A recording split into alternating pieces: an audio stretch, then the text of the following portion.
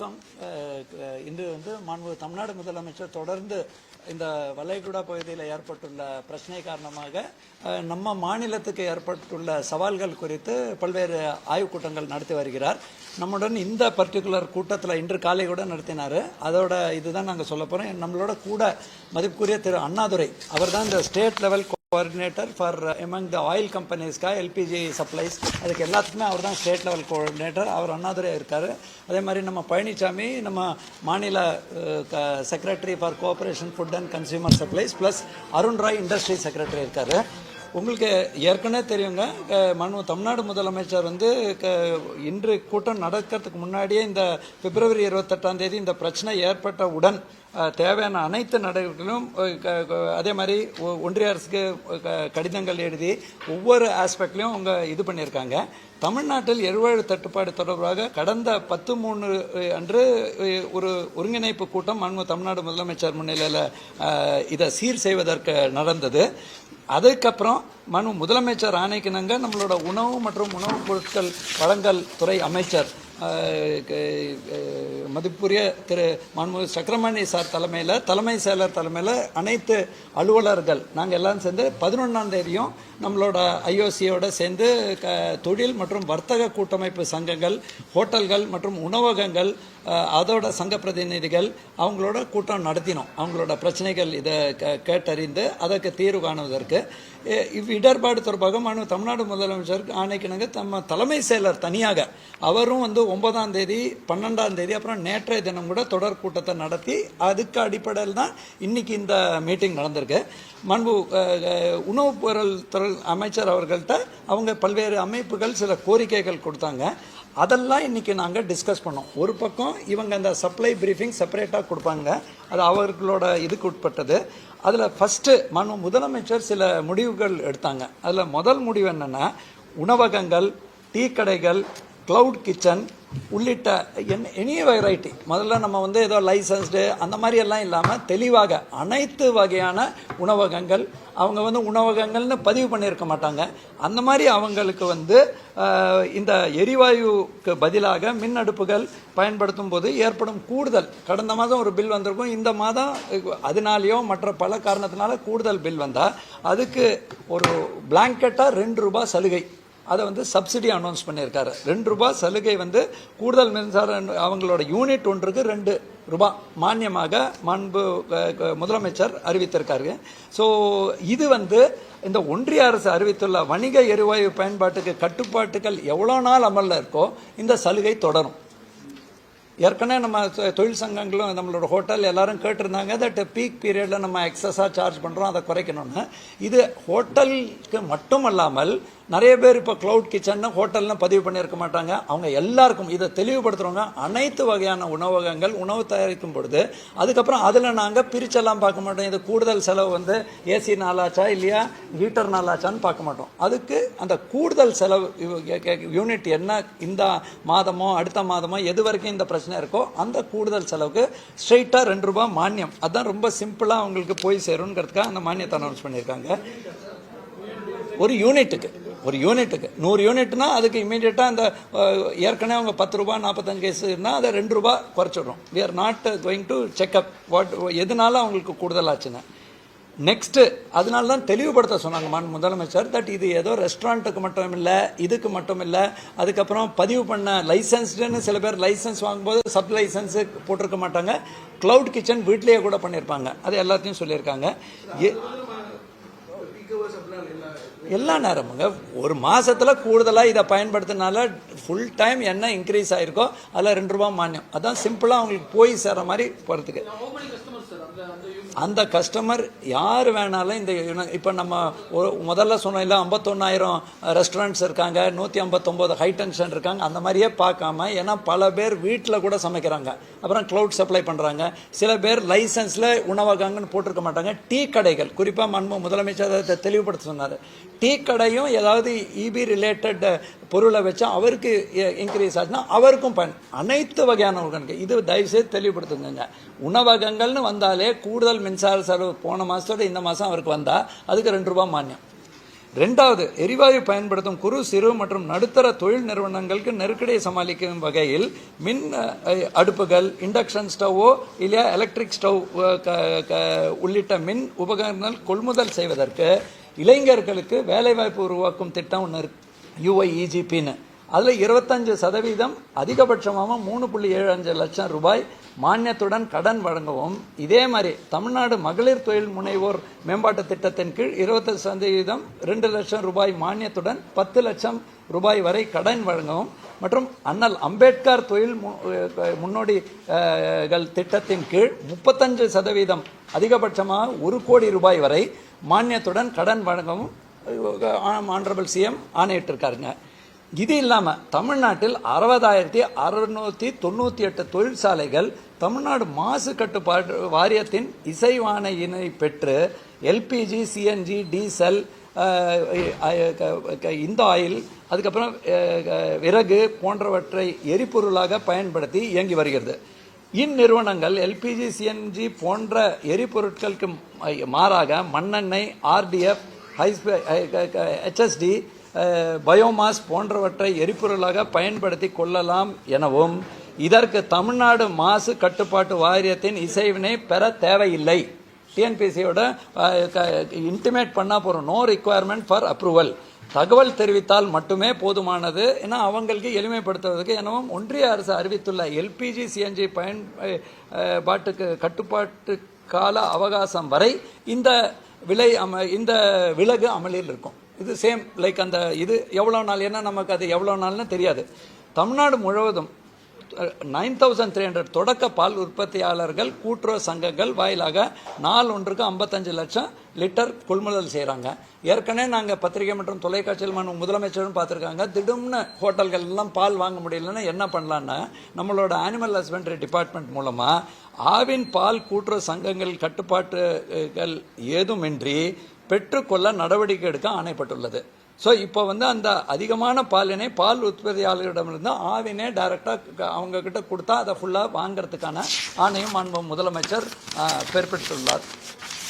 இதுக்கு அடுத்தது எரிவாயு LPG பற்றாக்குறையால் உணவகங்கள் மூடப்போகும் வேளையில் விவசாயிகளால் உற்பத்தி செய்யப்படும் காய்கறிகள், அதுவும் இந்த தொலைக்காட்சியில் தொடர்ந்து வந்துருக்கு, அவங்க எங்கே விற்பனை பாதிக்கப்படலாம் என்றால் அச்சம் போடுங்க. அந்த விவசாயிகள் வாழ்வாதாரத்தினை கருத்தில் கொண்டு விவசாயிகள் தாங்கள் விளைவித்த காய்கறிகள் மற்றும் பழங்களை இடர்பாடின்றி 194 உழவர் சந்தைகளில் எவ்வித கட்டுப்பாட்டு இல்லாமலும் அவங்க விற்பனை செய்ய அனுமதி வழங்கி மேடம் ஆனரபிள் CM ஆணையிட்டிருக்காங்க. மேலும் மாநில அளவில் வணிக நிறுவனங்களுக்கு முறையாக LPG சிலிண்டர் அளவீட்டினை ஒதுக்கீடு செய்து கண்காணிக்க தலைமை செயலர் அவர்கள் கண்காணிக்க அரச உயர் அலுவலர் கொண்ட குழு, நான் சொன்னேன் இல்லை நேற்றுக்கு மீட்டிங் போட்ட மாதிரி, அவங்க அந்த விலக்குகள் பற்றி அவங்க செப்பரேட்டாக பேசுவாங்க. இது போன்ற மாவட்ட அளவிலும் முதலமைச்சர் அவர்கள் இன்னைக்கு கார்த்தால மீட்டிங் போட்டுட்டு அந்த மாவட்ட அளவில் இருக்கக்கூடிய விநியோக நிறுவனங்களின் பொறுப்பு அலுவலர்கள் உள்ளடக்கிய மாவட்ட ஆட்சித்தலைவர் தலைமையில் குழு கண்காணிக்கவும் தமிழ்நாடு முதலமைச்சர் இப்போ ஆணையிட்டிருக்காங்க. இத்துடன் இந்த மாதம் பொது விநியோக திட்டத்தின் கூடுதலாக 3228 கிலோ லிட்டர் மண்ணெண்ணெய் குடும்ப அட்டைதாரருக்கு வழங்க முதலமைச்சர் ஆணையிட்டிருக்காங்க.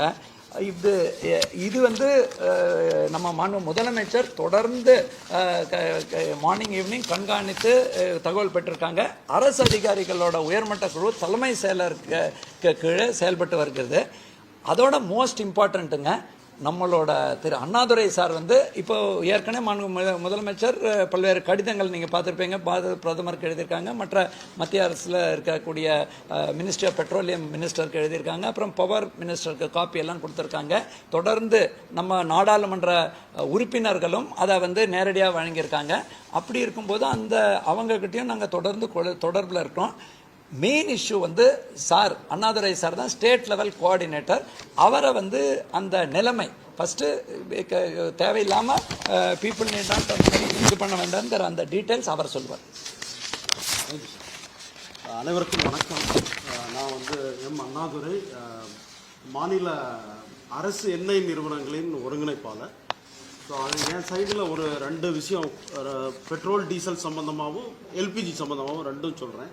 முதற்கண் MSHST petrol and diesel, motor spirit and diesel பார்த்தீங்கன்னா முதல்ல கையிருப்பு இப்போதைக்கு நம்ம சப்ளை பண்ணுற தமிழ்நாடு பூரா இருக்கிற டெர்மினல்ஸ்னு சொல்லுவோம் நாங்கள் எல்லாம் பிபிசி ஐஓசி ஹெச்பிசியினுடைய நிறுவனங்கள்லேயே நமக்கு வந்து ஸ்டாக்கு அங்கே வந்து பைப்லைன்ஸ் மூலமும் வேகன் மூலமும் ரயில் வேகன் மூலமும் மூவ் ஆகுது. அது மூவ் ஆகி இருக்கிற ஸ்டாக்கே 9 நாளைக்கு வரும் இன்னையிலேருந்து முதல்ல இது. அது இல்லாமல் தொடர்ந்து பைப்லைன்லையும் வேகன்லையும் ரிசீவ் பண்ணிகிட்டே இருக்கும் எல்லா லொக்கேஷன்ஸ்லையும். அதனால நம்ம இப்போதைக்கு எந்த விதமான தடையும் இருக்காது பெட்ரோல் டீசலுக்கு. நம்ம ஒரு முந்தா நாளும் அதற்கு நாளும் குறிப்பாக தமிழ்நாடு ஃபுல்லாக பெட்ரோல் பங்கில் சரியான கூட்டம். எல்லாருமே ஒரு நாளைக்கு எடுக்கிற குவான்டிட்டியை விட 2 மடங்கு பெட்ரோல் பிடிச்சிருக்காங்க. எங்களுக்கு அதனுடைய புள்ளி விவரங்கள் வந்த பொழுது பார்த்தா கிட்டத்தட்ட 100% 1 லிட்டர் பிடிக்கிறவங்க 2 லிட்டர் எல்லாரும் போய் ஒரு பேனிக் ஆகிட்டு போய் பிடிச்சதுனால தான் அந்த நிலைமை உருவானது. அதில் 100% பெட்ரோல் விற்பனையும் 75% டீசல் விற்பனையும் ஒரே நாளில் கூடிடுச்சு. இதுதான் வந்து நம்ம பேனிக் ஆனதுக்கு காரணமே. அதுக்கடுத்து பார்த்தீங்கன்னா நேற்றே உடனே குறைஞ்சி விட்டது. 21% அண்ட் 20% தான். இன்னைக்கு காலையில் சில பெட்ரோல் பம்ப்லாம் போய் பார்க்குறப்போ அதிகமாக அவ்வளோ கூட்டமே இல்லை. ஸோ அது ஃபுல் கண்ட்ரோல் ஸ்டாக் நம்மக்கிட்ட இருக்குது. ஸோ நான் சொன்ன மாதிரி 9 நாட்களும் பிறகு வந்து கொண்டும் இருக்கின்றது. அது கம்ப்ளீட் ஒன்றுமே பேனிக் ஆகவே வேண்டியதில்லை. அது எல்லா நிறுவனங்களும் இணைந்து அரசுடன் இணைந்து செயல்பட்டு கண்டிப்பாக நிவர்த்தி நம்மளுடைய தேவைகளை பூர்த்தி செய்யப்படும். ஃபஸ்ட்டு அது ஸ்டாக்கும் சொல்லிட்டேன். அப்புறம் அடுத்தது பார்த்தீங்கன்னா எல்பிஜிக்கு வந்தால் டொமஸ்டிக் பொறுத்தவரை மத்திய அரசு அறிவிப்பின்படி 25 நாளைக்கு ஒரு தடவை நகர்ப்புறங்களிலே இருக்கிற வீடுகளுக்கு எல்பிஜி சிலிண்டர் கொடுக்கப்படும். இந்த நம்ம சுச்சுவேஷனை சமாளிக்கணுங்கிறதுக்காக தான் இந்த ஒரு ரெஸ்ட்ரிக்ஷன். அப்புறம் ரூரல் சைடு என்ன அப்படின்னா 45 நாளைக்கு ஒரு முறை. So டொமஸ்டிக்கும் மோரார்லெஸ் under control. ஸ்டாக்ஸ் இருக்கு, கவர்மெண்ட்டும் அரேஞ்ச் பண்ணிட்டு இருக்கு. இப்போ இந்த மாதம் முடிவு வரையே ஸ்டாக் இருக்கு.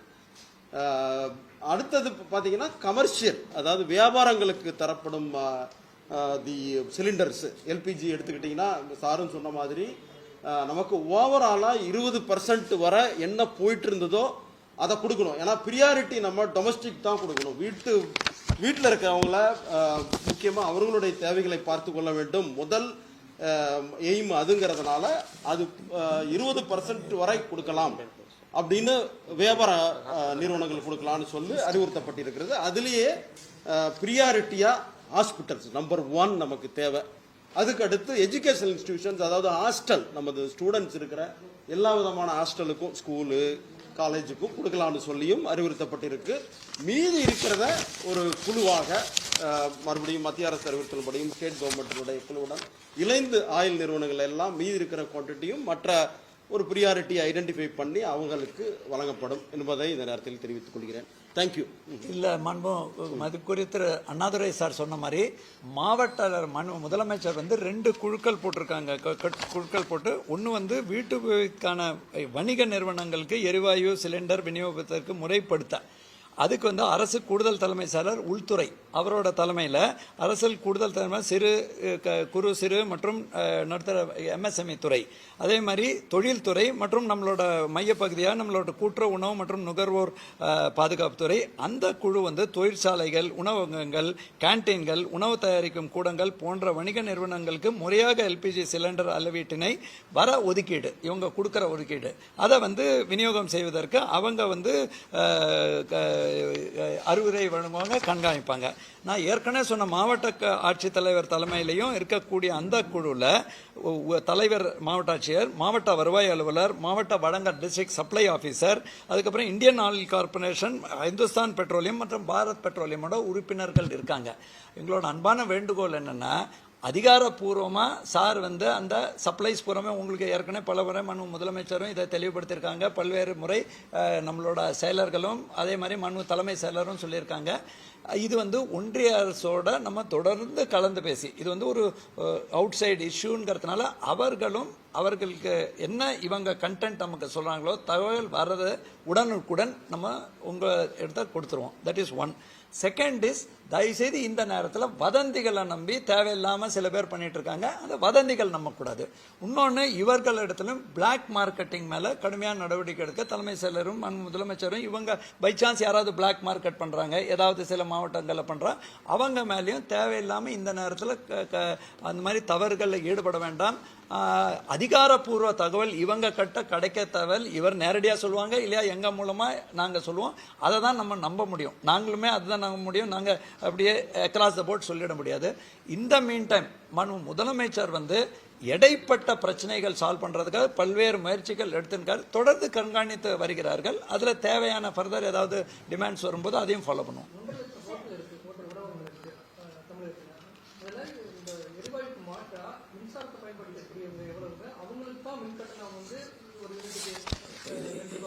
இல்லைங்க, தயவுசெய்து அதை முதலமைச்சரும் தலைமை செயலர் தெளிவுபடுத்த சொன்னாங்க. அதே மாதிரி முதலமைச்சர் அலுவலகத்தையும் தெளிவுபடுத்த சொன்னாங்க. நாங்கள் தெளிவாக போடுறோங்க. அதில் எங்களோட ப்ரெஸ் முதலமைச்சரோட ப்ரெஸ் செய்தி இதை முடித்த உடனே ரிலீஸ் ஆகிடும். அதில் தெளிவாக நம்ம சொல்கிறது என்னென்னா, உணவு மற்றும் உணவு தயாரிக்கும் அனைத்தும் க்ளவுட் கிச்சனாக இருக்கலாம். க்ளவுட் கிச்சனாக வீட்டிலேயே கூட சமாளித்து க்ளவுட் கிச்சன்னு சொல்லுவோம் இல்லையா. அதே மாதிரி டீ கடைகள் தெளிவாக கேட்டாங்க. டீ கடையில் அவங்க ஒரு இப்போ நீங்கள் டிவியெல்லாம் காட்டுறீங்களே, இண்டக்ஷன் ஸ்டவ் போட்டு பண்ணால் அவருக்கு டிமாண்ட் ரைஸ் ஆச்சுன்னா அவருக்கும் ₹2 சலுகை கொடுப்போம்.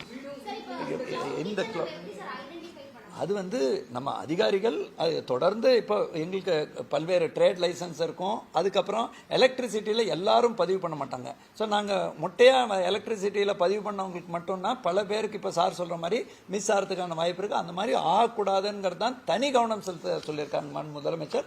நாங்கள் எங்களோட டீமை போட்டு இதில் நாங்கள் ஏற்கனவே மக்களுக்கு பிரச்சனை இருக்கும்போது இதில் இந்த மாதிரி ரொம்ப டீட்டெயிலாக, அதுக்கப்புறம் சில பேர் நீங்கள் கேட்கலாம், சார் இவர் இதுக்கு தான் இண்டக்ஷன் ஸ்டவ்க்கு தான் ப்ரொடியூஸ் பண்ணதுனால ஏறித்தா, இது ஏசினால, அந்த மாதிரி எந்த ஒரு இதுக்கும் வராதனால தான் தெளிவாக கூடுதலாக எவ்வளோ செலவாகிறதோ அதுக்கு ₹2 சலுகை, அப்படி மானியம் அப்படின்னு முதலமைச்சர் தெளிவாக சொல்லியிருக்காங்க.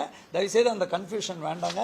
யாருக்காவது இருந்தால் நாங்கள் நம்ம இபிலையும் அந்த கைடன்ஸஸ் எஸ்சிஸ் மாவட்ட லெவலில் எஸ்சி மற்றும் கலெக்டர் சூப்பரிண்ட் இன்ஜினியர் சொல்லுவாங்க, தலைமையில் சி கமர்ஷியல் இருப்பாங்க, டைரக்டர் டிஸ்ட்ரிபியூஷன் இருப்பாங்க. ஏற்கனவே இந்த அறிவுறுத்தலின்படி மீட்டிங்கும் போட சொல்லியிருக்கோம். அதே மாதிரி பாதுகாப்பாகவும் மக்கள் இருக்கணுங்க, அதையும் நாங்கள் சொல்லிக்கிறோம். இந்த மாதிரி பண்ணும்போது அதிகாரப்பூர்வ உபகரணங்கள் ப்ராப்பர் கனெக்ஷன், டவுட் இருந்தால் எங்கள் இபியில் கைட் பண்ணுறதுக்கும் சொல்லியிருக்கோம். ஆமாம், நாங்கள் டிமாண்ட் இப்போதைக்கு அந்த அளவுக்கு 50 மெகாவாட் தான் இன்க்ரீஸ் ஆகிருக்குங்க. பட் ஆனாலும் முதலமைச்சர் ஒரு 500 முதல் 1000 வரைக்கும் மெகாவாட் இன்க்ரீஸ் ஆகிறதுக்கான முன்னேற்பாடுகள் செய்ய சொல்லி அதற்கான அனைத்து ஏற்பாடுகளும் செய்யப்பட்டுள்ளது. ஏற்கனவே முதலமைச்சரும் தலைமைச் செயலர் இப்போதான் அதையும் ஆய்வு பண்ணார். அவர் தொடர்ந்து மாதந்தோறும் ஆய்வு பண்ணுவாங்க. நான் ஆல்மோஸ்ட் டெய்லி எங்களுக்கு பண்ண வேண்டிய கட்டாயத்தில் இருக்கும். கிரிட்னு பார்த்துப்பாங்க. தேவையான அனைத்து முன்னேற்பாடுகளும் ஏற்கனவே செய்யப்பட்ட நிலையில் தான் இந்த பிரச்சனை வந்தது. அதற்கு தேவையான கூடுதல் தேவையும் நம்ம உள்ளெடுக்கோம். பட் இதுவரைக்கும் நமக்கு ஒரு 40லேருந்து பர்டிகுலர்லி மின் பொறியாளர்களோட இதில் இது வைல்டாக இன்க்ரீஸ் ஆகுது.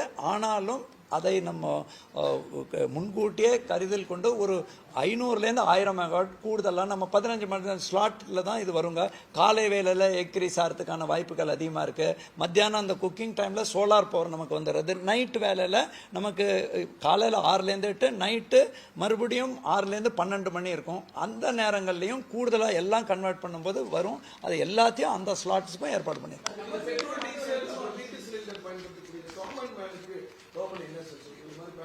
கவர்மெண்ட் இவங்க இது எல்லாம் நிறைய பேர் புக் ட்ரை பண்ணதுனால சம் இஷ்யூஸ் இருக்குது. அதுக்கு இப்போ என்ன ஒரு அடிஷ்னலாக இந்த WhatsApp service plus missed call service இது எல்லாமும் ஆக்டிவேட் பண்ணி அது ஒரு காமன் சர்வரை உடனே அப்பாயின்மெண்ட் அந்த ப்ராப்ளம் வந்தோடனேவே ஜியோவில் இருந்து சர்வீஸ் எடுத்து அவங்க கம்பைல் பண்ணி எங்களுக்கு டே எண்டில் கொடுத்தாங்கன்னா அதை எடுத்துகிட்டு அதுக்கும் எக்ஸிக்யூட் பண்ணுவோம். அந்த பேக்லாக் இருக்குது கிட்டத்தட்ட. ஏன்னா இப்போ டெஃபினெட்லி பேக்லாக் இருக்குது. நீங்கள் சொல்கிற நம்பர்ஸ் கிட்டத்தட்ட அபவுட் 2.53 days கிட்ட இருக்குது. ஓகே,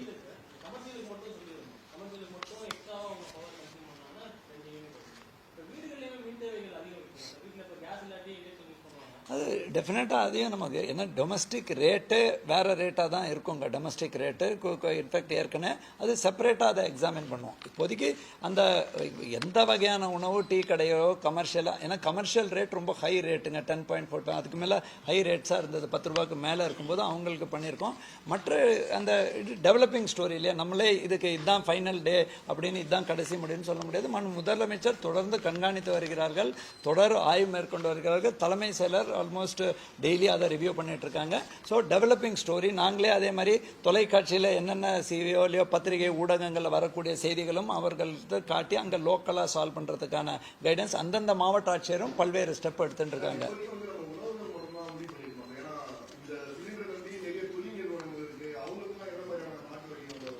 இது எல்லாமே டெவலப்பிங் இஷ்யூஸுங்க. நாங்கள் அதோட இம்பேக்ட் அந்த இண்டஸ்ட்ரி செக்ரட்டரி இஸ் தேர். இவங்க டு பி வெரி ஃப்ராங்க்குங்க, அந்த ரீஆர்கனைசேஷன் பண்ணுறதுக்கு இவங்களுக்கும் ஒவ்வொரு நாள் ஒரு 4 நாள் முன்னாடி திடீர்னு கமர்ஷியல் கொடுக்க முடியாதுன்னு ஒரு தகவல் வந்திருந்தது.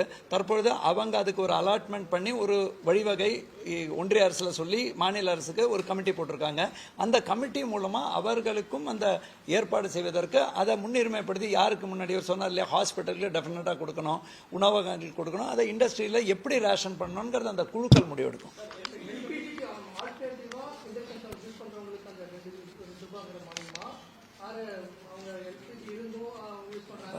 அந்த உள்கணக்குக்கே போலங்க, தெளிவாக உள்கணக்கு அவன் எல்பிஜி யூஸ் பண்ணி இந்த நேரத்தில் வெயில்னால இன்க்ரீஸ் ஆனாலும் அந்த மாதிரி உள்கணக்கே போகாமல் இப்போ கடந்த மாதத்தோட இந்த மாதம் கூடுதலாக அவங்களோட மின் தேவை ஏற்படுத்தினா அதை நம்ம இந்த மாதிரி காரணத்தினாலுங்கிற மாதிரி தான் பண்ணணும். ஏன்னா இதை ரொம்ப டீப்பாக நம்ம இதை உடைச்சுன்றதுனா அதெல்லாம் நிர்வாகத்துக்கு அவங்களால அமல்படுத்த முடியாது. அதான் ஆமாம், இது இந்த ஒன்றிய அரசின் ஆணை இருக்கும் வரை இது தொடரும்.